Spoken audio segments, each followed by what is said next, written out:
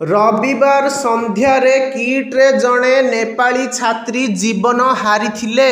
एने सबु महलरे हईचई देखा मिली। राजनीति जोर धरिबा सह चारिआडे विरोधर स्वर देखा मिलुछि। एही मृत्यु को नहीं कैंपस रे व्यापक उत्तेजना देखा मिलिथिला। छात्र छात्री सुरक्षा को दृष्टि रे रखी नेपाली छात्र छात्री कॉलेज साइन डाए घोषणा करा जाइछि। तेबे एहारी मध्यरे छात्री मृत्यु परर घटना को नहीं नेपाली छात्र छात्री वर्तमान प्रतिक्रिया सामना को आसीछि। सेमाने कहिछंती जे सेदिन जहा घटिछि ताहा भूली हेउनी, भय लागुछि। आमे एजावत केही हॉस्टेल को फेरी नाहु।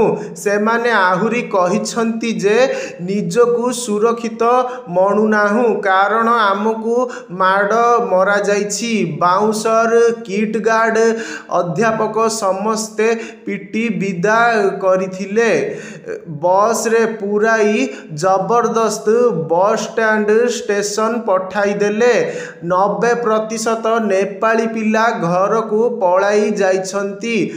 एबे फेरिबा पाई मोबाइल जोगे अंडरटेकिंग मागुछंती। जेउ पर्यंत सुरक्षित अनुभव करिनु हॉस्टेल फेरिबु नाही।